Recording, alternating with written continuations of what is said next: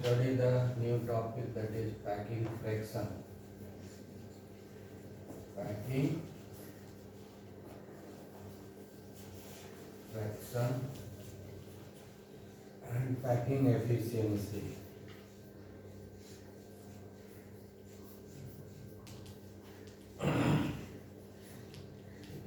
Packing fraction or packing efficiency. Very little bit difference is there between them. Packing fraction क्या है? It is a ratio of the space occupied by the number of atoms to the entire volume available. ये पूरा volume जो available है उसमें से कितना space वो ऑक्यूपाई कर रहा है उसका रेशियो है. समझ गए ना? हाँ, तो packing fraction is the ratio volume occupied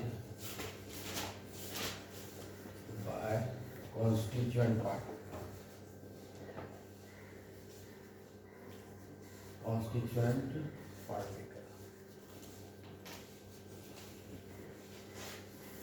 by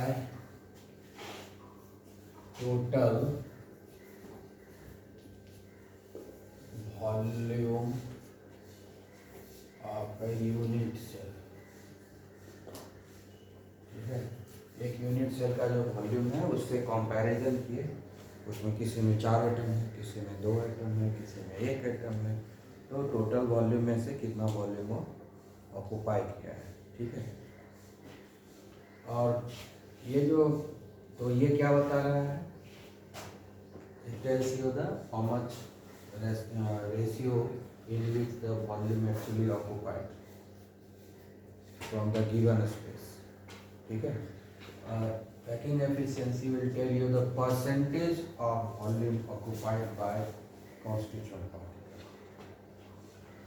तो क्या करेंगे? पैकिंग फ्रैक्शन में 100 से मल्टीप्लाई कर देंगे, है ना. पैकिंग फ्रैक्शन इनटू जो भी क्या आएगा परसेंटेज आएगा ना.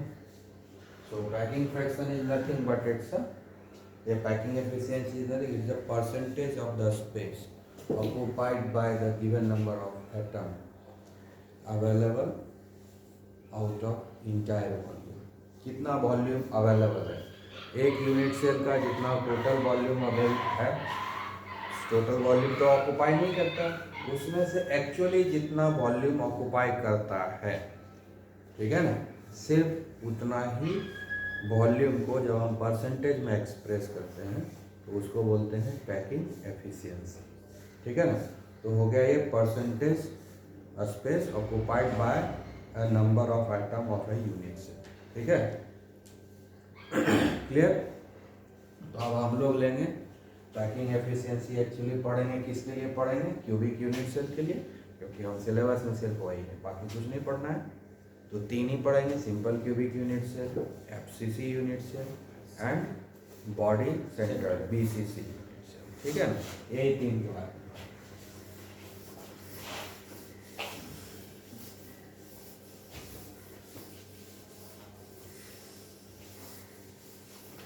और सबसे पहले जो तुम्हारे बुक में दिया है packing efficiency in HCP and CCP.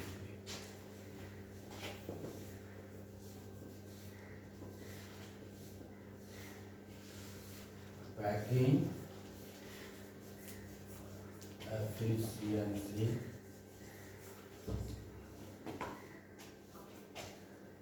in HCP or CCP और FCC. यही ना है, यही 3 नाम होता है ना. हाँ, ठीक है, यही 3 नाम है ना. क्लियर. FCC clear. तो ये तीनों में से तीनों को एक साथ इसलिए लिखते हैं, इस तीनों में जो है नंबर ऑफ एटम्स जो होता है पर यूनिट सेल 4 होता है. इसलिए अगर इस तीनों में से किसी एक के बारे में पता कर लेंगे ना, तीनों अरेंजमेंट डिफरेंट है, लेकिन अगर इस तीनों में से किसी एक का पता कर लेंगे तो पैकिंग एफिशिएंसी भी सेम होगा. ठीक है. हाँ, तो उसके लिए हम लोग ड्राइंग करेंगे.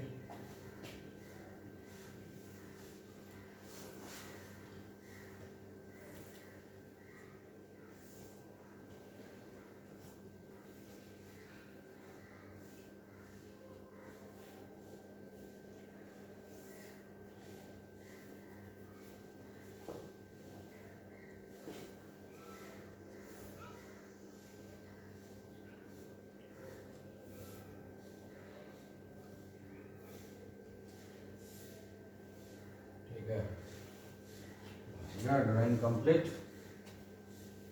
ठीक है, ये क्यूब है,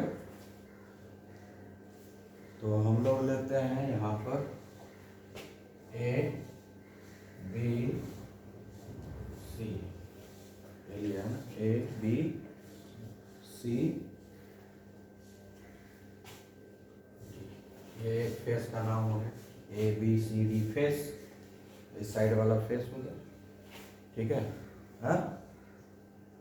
उसके बाद जो है दूसरा फेस हो गया ई एफ जी एच, ये दूसरा फेस हो गया।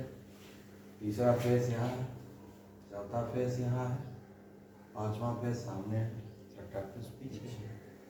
ठीक है, क्या समझ में? तो सारे फेस पर है कि तरह के फेस। अब यहाँ पर जितना कॉर्नर है सब पर है ना। हम इस कॉर्नर को एक कंसीडर करते हैं, इस कॉर्नर को कंसीडर, यहाँ पर होगा ना, यही ना फेस है। इस फेस पर हम एक फेस को कंसीडर करके कैलकुलेशन करेंगे, सबके लिए हो जाएगा। और इसको हम मिला देते हैं।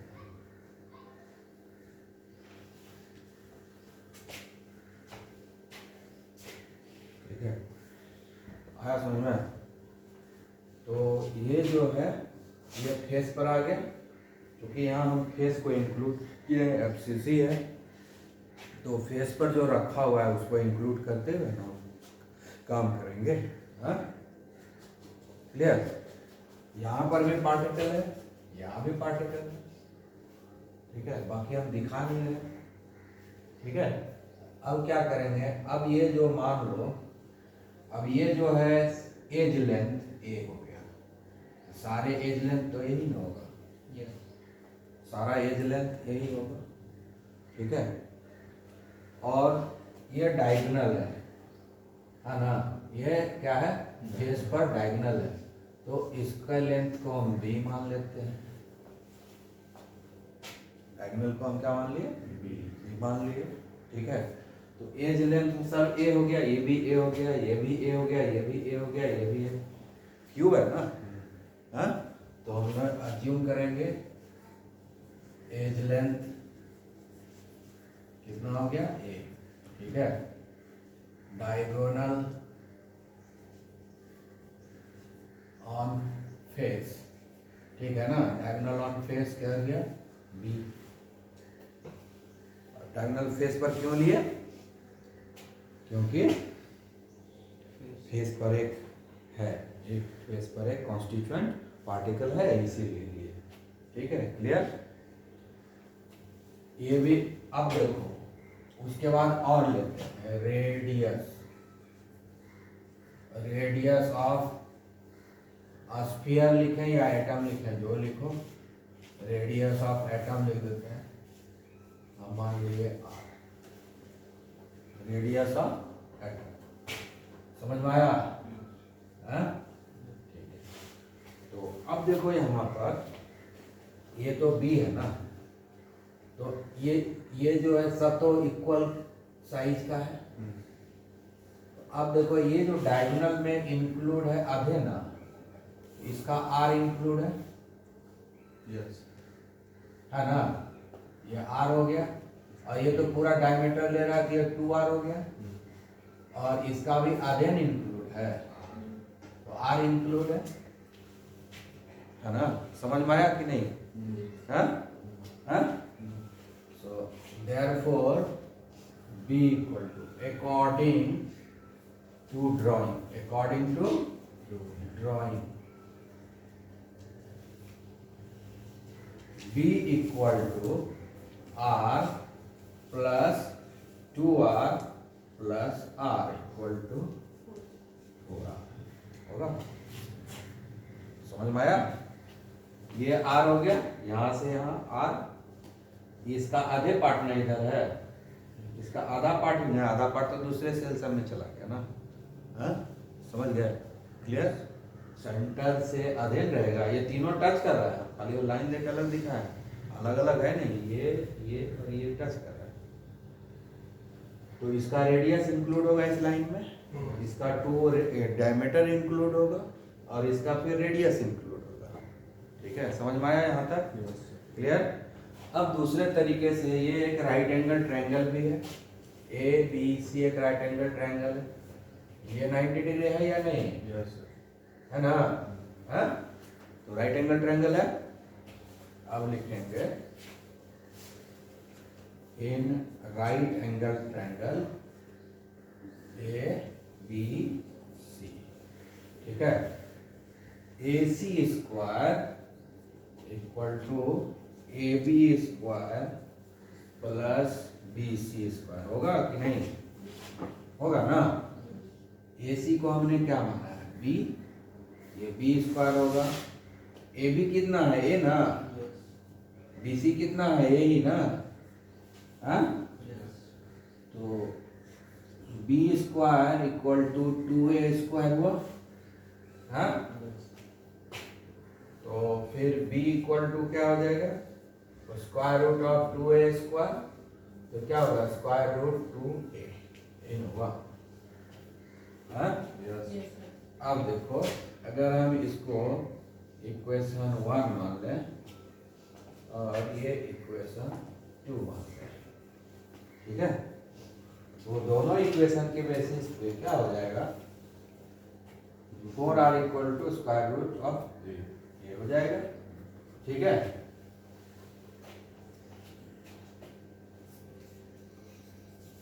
फ्रॉम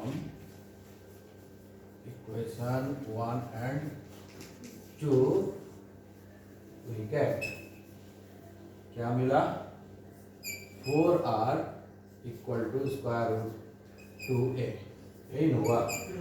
तो इससे हम रेडियस निकाल सकते हैं, r इक्वल टू स्क्वायर, ए को पहले लिख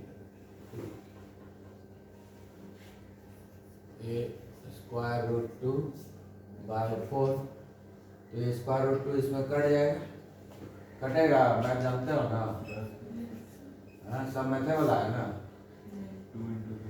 2 इंटू रूट 2 इंटू रूट 2 लिख सकते हैं, ये और ये कट गया, तो हमारे पास क्या यार, a अपॉन 2 रूट 2 आया ना, ये समझ में आया। तो रेडियस हो गया इतना, और अगर हम चाहें कि एज लेंथ निकालना तो क्या लिखेंगे, a equal to 4r bye 2, इसमें से स्क्वायर रूट 2 निकल जाएगा, तो ऊपर आ जाएगा 2 रूट 2 आएगा ना, हाँ, 2 रूट 2 r, बस यही हो जाएगा, यही ना होगा।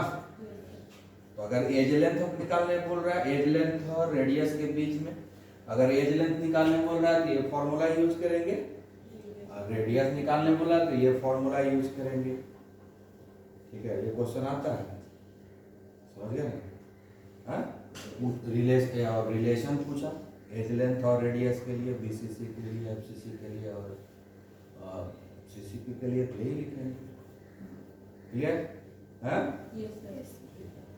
तो अब हम लोगों को पैकिंग एफिशिएंसी और पैकिंग फ्रैक्शन, अच्छा ठीक है, और भी निकाल लेते हैं।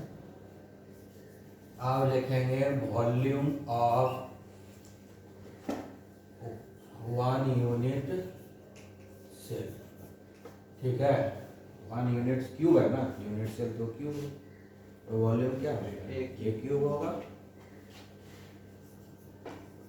ठीक है, और ए का वैल्यू कितना लाए हैं, 2 रूट 2 r, ठीक है, क्यों हो जाएगा, यही ना है, ना,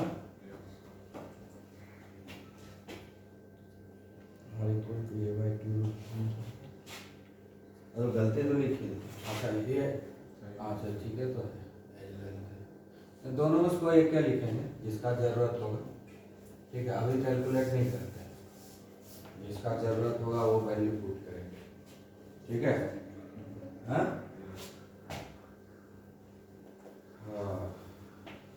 volume of 1 unit cell, A cube, a का वैल्यू ये होगा,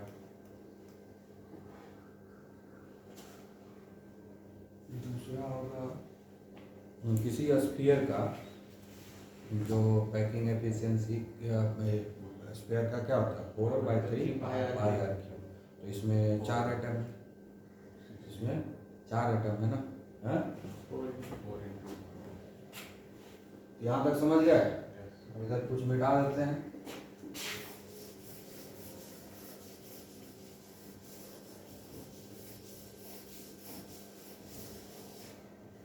अब लिखेंगे हम लोग वॉल्यूम ऑफ 1 एटम,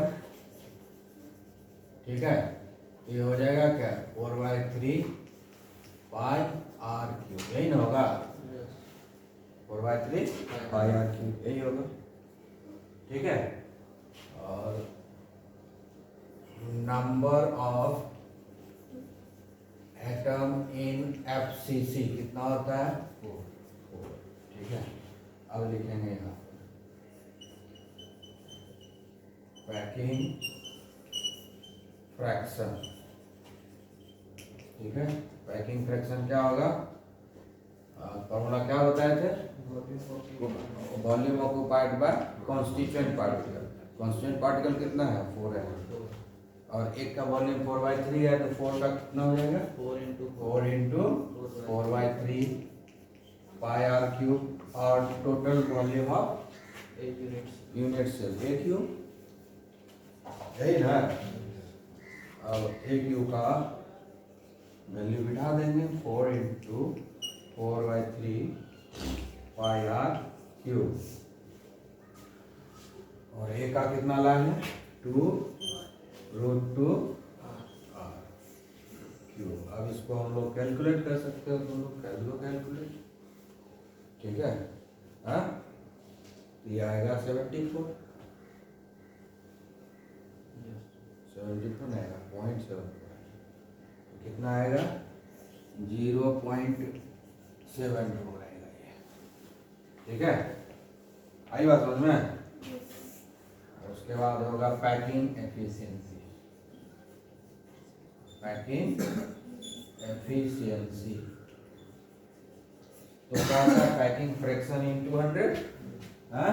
तो पैकिंग फ्रैक्शन कितना है, 74 इंटू 100, तो हो गया कितना, 74, ठीक है। समझ में आया, हाँ।